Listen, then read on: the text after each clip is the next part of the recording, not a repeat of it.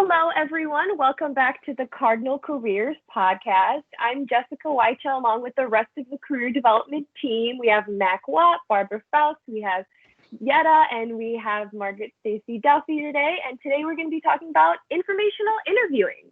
So to start us off, what in the world is informational interviewing? I think, Barbara, you had a really good definition for it. Okay, well, I can take that one. So informational interviewing is really simply having a career conversation with somebody who is currently working in a career field. And it's a career conversation to better understand an occupation, maybe an organization or an industry. And the key takeaway is it's a conversation. It's sort of a no pressure, no stress conversation that really students can use, or really and alums as well, to really, learn more about experiences and really to better understand what an occupation or industry really looks like. Yeah, and to add to that, I would say that a lot of the times probably you don't hear the phrase informational interview, like maybe Jessica mentioned earlier to us too, that, you hear about it, when you hear the definition, you think, oh, I know what it is. But you probably haven't heard the term, and that's probably because in the more conversational way, it's just a virtual coffee. That's probably also, it might sound really intimidating when we say informational interview, and it might sound intimidating to write to someone and say, hey, can we set up an informational interview? You probably are better off just saying, how about a virtual coffee? And I want to learn more about your career and how you started out in the industry. And that just takes a lot of the pressure off. It's just like having a coffee with someone and connecting with them in a professional setting. I think that's great. And I would also add that obviously we were all talking before we started this podcast about what makes informational interviewing different or similar to networking. And what we were really talking about was that it's actually a tool to grow your network. So networking can be a lot of different things. Informational interviewing or career conversations, a virtual coffee, whatever you might want to call it, or what other folks around you are calling it, that would be a way to grow your network and to network within an industry or career field or path that you might want to pursue. Right. I really love the idea of having a virtual coffee with somebody. And I think the other piece is, when I'm talking to students who are selecting a major or thinking about a career, it's really hard to make that decision without really knowing what that career is like. So, we always recommend, students talk to somebody if you're interested in accounting, or you're interested, in, any type of industry, you're interested in becoming a counselor, or a certain type of field of marketing. Talk to somebody who's actually in the field. And then this way, it can really help increase your confidence about the decision that you're making, but whether or not this is the right path for you. They also, in those information interviews can really help you identify key experiences that you might want to engage in to become more competitive and really prepared for the field. So we've been talking a lot about what it is, and I know that I've done these in the past before, but it's always, I'm sorry if you hear screaming, that's my little nephew wanting to join into the podcast. But I've always tried to have these informational interviews because I was deciding between different paths and different majors, and they're really hard to set up, figuring out where to start, how to do it. How I went about it was I actually reached out to my professors and said, hey, I'm thinking about switching to a computer science career. Is there any student you think I should talk to, or any professional that you know?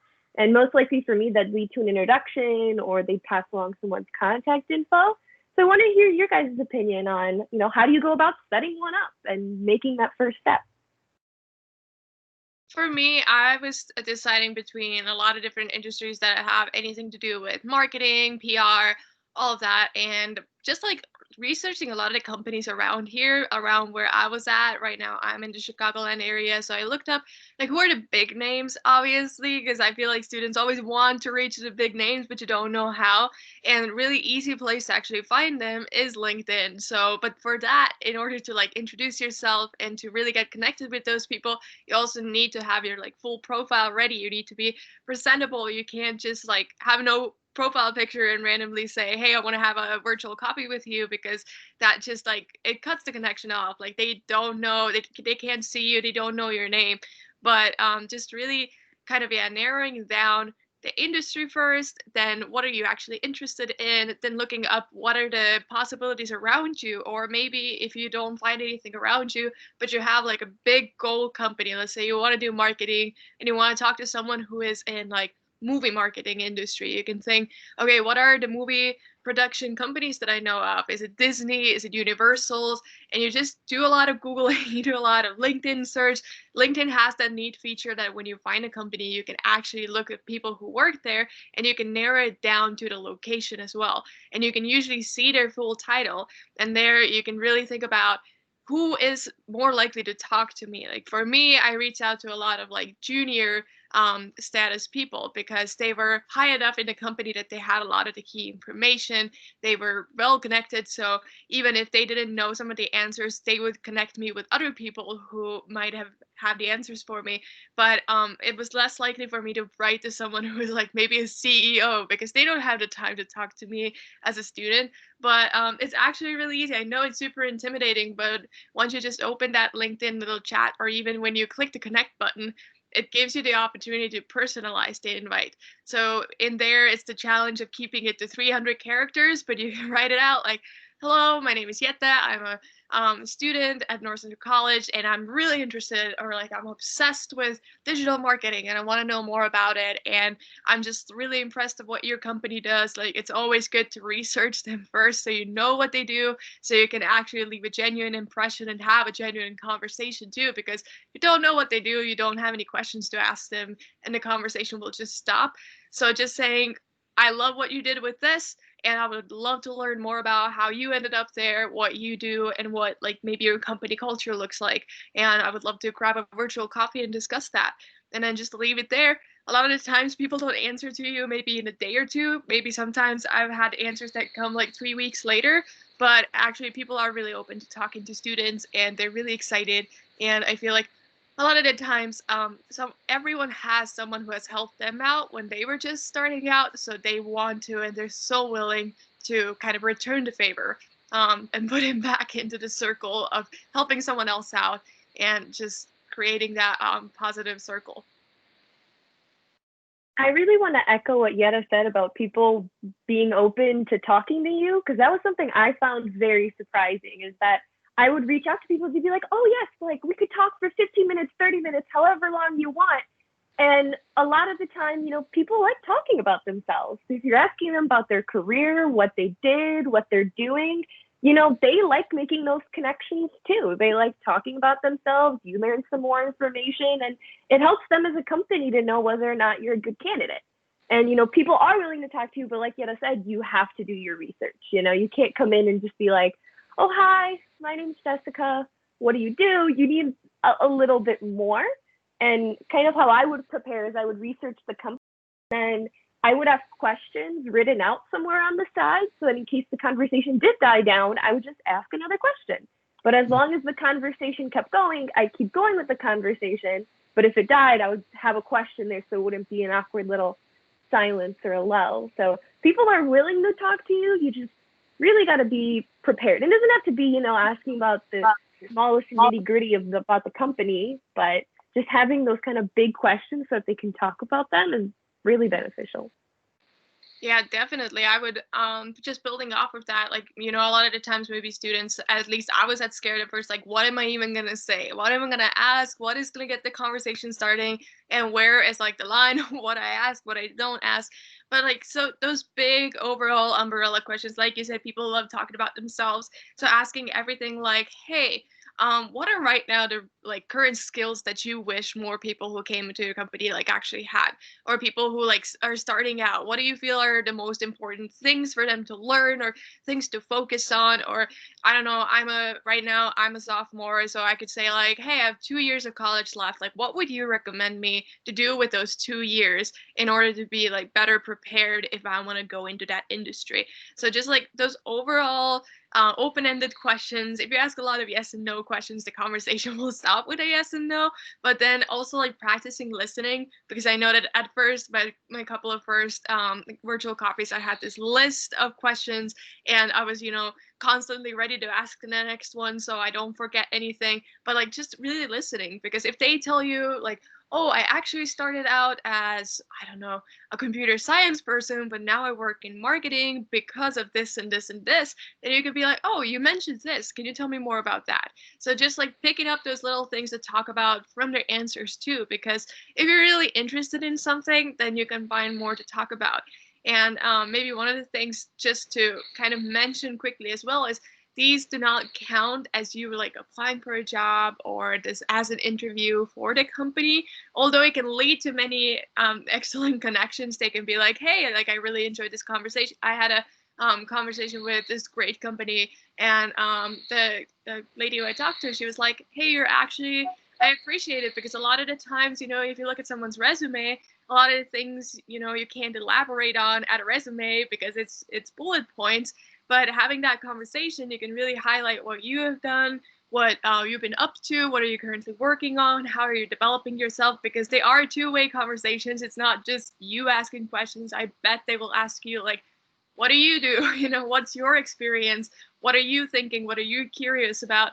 So they truly told me like, yeah, like hearing those things, that's really cool. And we actually have internships opening in the winter, and I think you would be a great candidate. So I can put you through our like referral system, because the things we talked about like really impressed me. So they can lead to connections, but that shouldn't like really be your goal. That should just be like, if it happens, amazing. If it doesn't, then you just gain a bunch of knowledge, and that's a win in itself. That's actually great advice. You're right, because the focus is on is learning. So you're really having a conversation about an industry. So it isn't appropriate to sort of ask for a job or an internship. I have a story how information interviewing really sort of helped me. So, when I was an undergrad psych major, and I knew that I wanted to help, but I just didn't know all the differences between the careers. What does a psychologist do? What does a social worker do? What is a school social worker? What's a school counselor? So I was really confused at the time, because I had this sense of, I knew that I wanted to help people be successful. I was often the person that friends came to and said, you're so easy to talk to. You're a really good listener. But how to translate that into a career, I was sort of stuck. And so one of my faculty members recommended that I speak with somebody. So what I did was I arranged some interviews, and at the time these were all in person, and just really talked to a school counselor and a school social worker and then a psychologist to help me understand, what do they really do? What education was required to become a social worker or a psychologist? What did it really look like? And then later, when I made a decision about a program, and then I was also thinking about maybe where would I like to intern, I ended up meeting a psychologist who was working in a university counseling center, and it opened my eyes to the possibility of working at a university campus and working with college students. So that really then has sort of shaped sort of my career. And I'm really thankful for the people that gave me that time to help me see the different aspects and the different nuances between all of the helping careers. And then, as I sort of look back, I think that I would have spent more time spinning my wheels if I didn't have some guidance from some of those informational interviews. And that's really a great way for also students to think about it. I love Yetta's story, but also it can simply be learning more about what a school counselor does to help you sort of, discern, is this the right path? And then it can even lead to a job shadow experience, which is also something that I was able to do. I really like that, Barb. That's really interesting too. And when thinking about the why behind informational interviews, I think you all touched on a lot of different reasons why, whether it's to explore different careers, or maybe it's in tandem with a job or internship search. And a little fun fact, the only reason I'm at North Central College is because I had a really wonderful informational interview.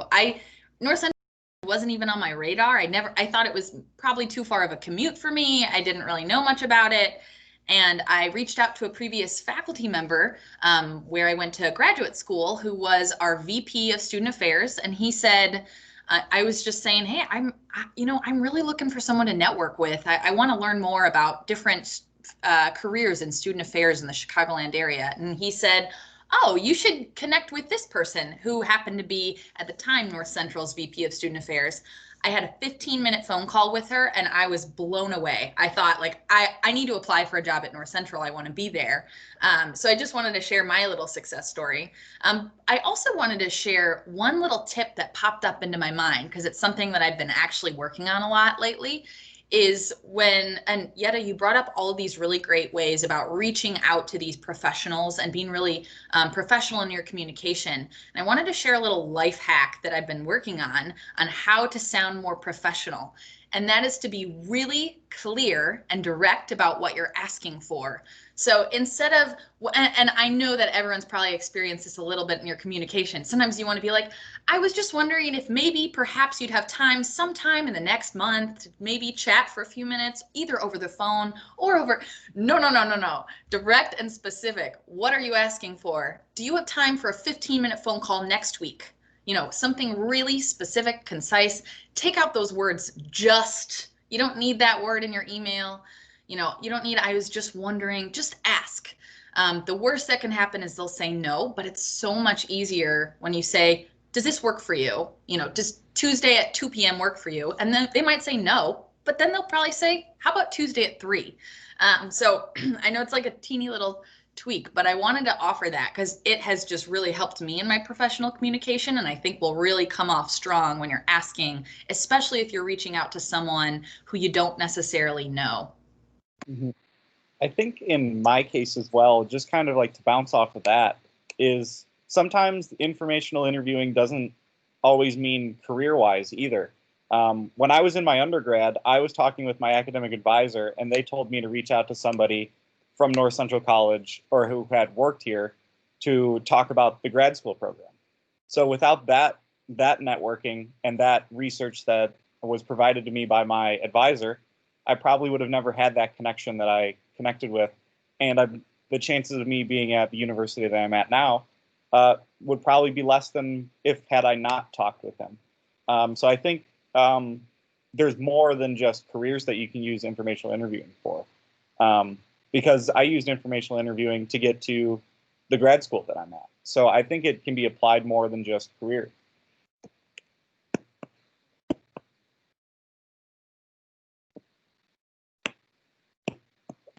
So I know that you all have conducted informational interviews. I'm curious, what are either tips that you have for either during the informational interview, making sure it's a really productive conversation? Obviously, you already talked about a lot of great ones, all of you. And or what's a really good question that you asked that really gave you a lot of awesome information that you might recommend others to ask? I obviously I have a bunch of tips because that's that's what I've been doing like this whole school year. But like some of my favorites is just like really think about the industry you're going in and like what are the practices. Like for me, because I'm talking to a lot of public relations, social media, and marketing people, then it's not weird in marketing world to reach out to someone on Twitter. And I just felt like when I'm networking on Twitter, then people are so much more open because people feel like on Twitter, they don't have to be like their professional selves, but they can be themselves and talk about the profession they're in and what they love to do and what they're doing. So a lot of my conversations have happened through, like, there's these things called Twitter chats where some people are devoting an hour asking questions, and then everyone tweets their replies, and then everyone responds to everyone else. So I've made so many great connections by just joining those Twitter chats and just chatting with people, and then later sending them a personal message saying, like, hey, like, you had some really good thoughts about this and this and this. I would love to learn more. And that has led to a lot of different and really great conversations, just really understanding the industry you're in and what opportunities come with it. Where are they at? Are they more likely to use LinkedIn? Are they more likely somewhere else? So just really knowing where to reach out to people. But another thing is, that would be like my main tip ever, is that once you've done with the interview, and once you've done connecting, keep connecting with them. Like every now and then like shoot them a message saying like, hey, I don't know, first you mentioned like when we connected a few weeks ago, you were talking about this project you're working on. How is it going? Or, hey, I noticed that your company posted this and you were on this team that won an award. Like, congratulations. Like, really keep connecting with them, because otherwise it can just feel like you just used them, it was a 30-minute conversation and then never again.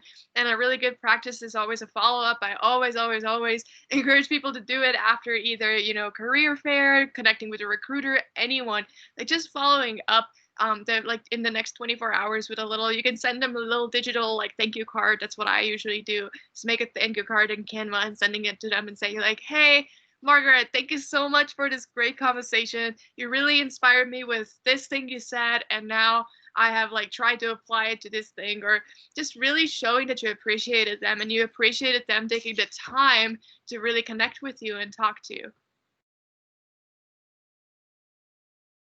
I guess the tip that I would have kind of goes with the others as well, is my industry is different with actuarial science and computer science. I've never seen anything on Twitter. So for me, a lot of my connections just simply came through starting with some people I know and kind of expanding upon that. So I had a friend who she graduated 2 years ago. I've kept in touch with her. She's an actuary, but when I want to learn about computer science, she's like, oh my gosh, I have a coworker who's a cyber associate that I can get you in contact with. And really making that first conversation can kind of be a little nerve-wracking, but sometimes having someone introduce you really helps. And so I always say, start with your professors, start with people who who've graduated, start with North Central alumni. If you go on LinkedIn and find North Central alumni, super easy start. You're from North Central, I'm from North Central. How are you doing in your career? Could we set up a chat? So that's my always number one tip, is to first kind of start there. And then if you can't find anyone, start reaching out to other people on LinkedIn and seeing what happens. When it comes to the actual interview and the questions you ask, I always had my top priority ones I had to know. So I was deciding between industries, should I go down a P&C or a different route, or a healthcare insurance route. And so I'd have my top questions I'd want answered. I have a little star, make sure those were answered. And then I just have other ones in case things went to a lull. And that way I knew I got the information that I wanted. And it's kind of helped me a lot in my career, because I've switched from teaching to actuarial science to then potentially computer science back to actuarial science. And so these have been really helpful for me. And I've known what questions I've wanted to ask. And kind of as Margaret said, I was just directly asking them, why'd you pick this company? Why'd you pick this industry? And a fun question that I would always ask that people loved for some reason was, if you could go back to your college self, what do you wish you could have told them? If they were back in college, what do you wish you would have told yourself? And I always get interesting answers and good reactions from that question. Kind of piggybacking off of what you said and combining with something that Margaret said earlier, just making those connections and having people introduce you to other people, don't be afraid to ask for that, especially in the end of that conversation, in the end of that coffee or interview, when you feel that it's gone really well, and they already probably know, if you're having a talk about career, they probably know that you're someone who is looking for internships in the future or a potential career and such. So don't be afraid to ask hey, is there anyone you can put me in touch with? Like, I'm interested in also learning about maybe, let's say, if I talk to someone in digital marketing, but I also want to know more about maybe advertising marketing, then I could ask the direct question of, hey, do you know anyone who I could talk to who is in that specific industry and who I can ask more questions about that? And one of the questions I always ask from people that gets good reactions is like, why did you, join company X and why did you stay? Because that a lot of the times shows what the company culture is like. Is there, some certain benefits, like, good ways to move higher up in the ladder, things like that. And that just really tells you more about, their career and what matters to people in that job and in that industry. So from there, again, you have that great conversation of like, okay, you love to stay there. That's amazing. That sounds wonderful. I look forward to seeing like the internship applications and such. Is there anyone I can talk to who is maybe in charge of the internship program to learn more about what it means to be an intern in this company as well?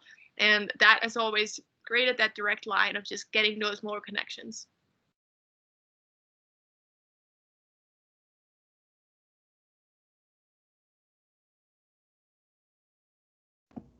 Yeah, I was gonna say, I think that you all have just these awesome, great questions and tips, and I think I really like too, Jessica, you bringing in asking your faculty, or Yetta, you mentioning, hey, feel free to ask what you need, or if there's other people you can talk to. Don't discount your immediate network, like your peers, the people you talk to on a regular basis, your parents, like who knows? Maybe you've never really asked, like, oh, I'm thinking about IT, and I know that my mom works at this company. I wonder if they have any IT, if she knows IT people. Really, your immediate network, you might be surprised. I feel like when I was really doing a lot of informational interviews, I was always surprised at how just my really good college friends who are now off doing amazing work in different places had these really lovely connections for me. And it's always easier when you can intro that being like, oh, great. Yeah, we both know Yetta. Yeah, she's great. Yeah, I knew her this way. Oh, cool. It kind of eases that conversation and is a nice way to start. I was also going to mention another helpful skill to have prepared is your elevator pitch. And this kind of goes with like what you're asking for, right? So like having that clear, Yetta, you talked about this a little bit, like, oh, I'm interested in digital marketing, but I'm also really curious about this industry in general, whatever that might be. Having that elevator pitch prepared can be really helpful. And little plug, we've got definitely some resources for you in career development if that's something you wanted to work on, because that will help you not only in these informational interviews, but in the job search general, internships search in general as well. I like that you mentioned the elevator pitch because it also helps to establish some, I guess, quote unquote, credibility. If I say, hey, I'm a junior in actuarial science wanting to learn more about actuarial science, and they're like, oh, okay, like I know where you are, I know where you're at. And so they kind of know where where they could skew the conversation. So remember to put in that elevator pitch. Maybe try not to make it sound super rehearsed, but definitely adding that in is really helpful. Absolutely. And I wanted to bounce off of what Margaret had said about like the immediate networking. There was a time in my undergrad where I was going towards the more sports communication route, and just in one of my required courses, there were a couple guys talking about internships at ESPN. And I just happened to just get into that conversation, and I applied as well and ended up getting the position just because I knew the guys in my class. So I think that's another thing to look at as well as other students in your field. What are they looking at? See what they're like, what their aspirations are, what they're going for, and see if they align with you, and see if you can get more information out of them as well. Definitely. And I think it's Professor Musetti's who always tells his students that those people who are sitting right now next to you are the ones that you will either be working with in the future or will be people hiring for the future. So definitely don't dismiss the people who are around you. Notice, who is in your class, what are, like Max said, like what are their aspirations, what do they do, what are they interested in, because keeping those contacts and just like talking to people, making friends will help you out in the future as well. that's something that we strive on in actuarial science a lot, is know your upperclassmen, especially if you're a freshman or a sophomore. Know them because, one, they'll be great friends. Two, they'll help you get through your college careers because they've done what you've done. And, they'll eventually go out into the working world. I know so many alumni, and they've helped me so much. And now being an upperclassman myself, anyone who's like, hey, how'd you get here? How do you set up this? How do you write this email? More than, and it's so much less intimidating. Right. And I that's what I think is really important. It's a cycle. One person helps another person, then another person helps another person. So when students are hesitant to think about asking somebody, and I love what you're saying, Margaret, you just need to ask. What's the worst thing that could happen? Someday you'll be in a position to help somebody else. And it's okay. So we're really encouraging you sort of to do this. The other thing I wanted to remind students about is we've talked a lot about LinkedIn, but you can also network on Handshake, because Handshake really allows you to be able to search for students in your major. You can network with students just around the country, around the world. So really thinking about both LinkedIn and Handshake, are really great tools. Because it can be hard if you're sort of thinking, well, maybe my parent doesn't know somebody, that there's somebody on the North Central campus. Yeah, and I strongly believe this, who can help you get connected to somebody. So not only is it just asking for the informational interview, it's just asking for help. There's nothing wrong with asking for help or asking for connections. And we'd love it if you start with, career development, but we know that there's a lot of amazing help around campus. And just go ahead and ask. I would say too with Handshake, I know I've received some messages that kind of seem like copy and paste messages of like, oh, you seem like a student who'd be great for this company. We encourage you to apply. And sometimes you're like, oh, I can tell this is copy and paste and maybe I shouldn't respond. I always would reply and be like, oh, hey, thank you for considering me. Like, this seems like a great opportunity. And that would also be another way you could reach out and ask. I know a lot of students have gotten messages like that on Handshake. And that'd be kind of, they send you the first message, and even though it may seem copied and pasted, reply back. See, maybe they'll connect you with someone. Maybe it'll help you in the application process, You never know. Absolutely. I know we're getting close to our time. Does anyone have any other tips they would like to share? Any last minute tips, suggestions, questions? It might be out of your comfort zone, but that's kind of the learning edges, right? If you all are familiar, there's your comfort zone, and then out here, there's your really discomfort, unsafe zone, but then there's that edge right in the middle. If you're getting out of your comfort zone, you're probably learning something. So if it sounds a little scary, that's okay. It's okay, and we're here for you. We can support you. I think it's good to also start learning this skill now, because your career is just starting. It's going to be a skill that you're going to want throughout your career, because maybe 5 years from now, you won't like your job, and you'll have to figure out how to reach out to other people, how to start conversations with other people. So if you have the chance, start building it now. Maybe you can find a mentor through informational interviewing, and then that'd be a super great beneficial thing to have. You never know what connections you can get. So I always encourage students to do it, learn more, and see where things take you, because you'll most likely be doing this throughout your entire career. That's right. And I love your points, stepping out of your comfort zone and recognizing that it's really part of managing your career, but also sort of really remembering that that what's really important, again, is maintaining that connection and then thanking the person. And I think that if you're hesitant to do it, knowing that many people receive a lot of satisfaction. I love from mentoring up and coming professionals. Jessica, I'm really glad that you mentioned that. So definitely sort of reach out and just do it.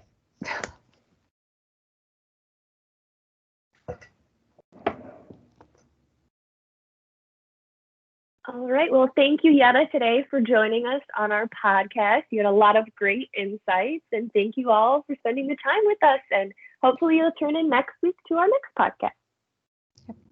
Thank you, Jessica, for walking us through this. Thank you.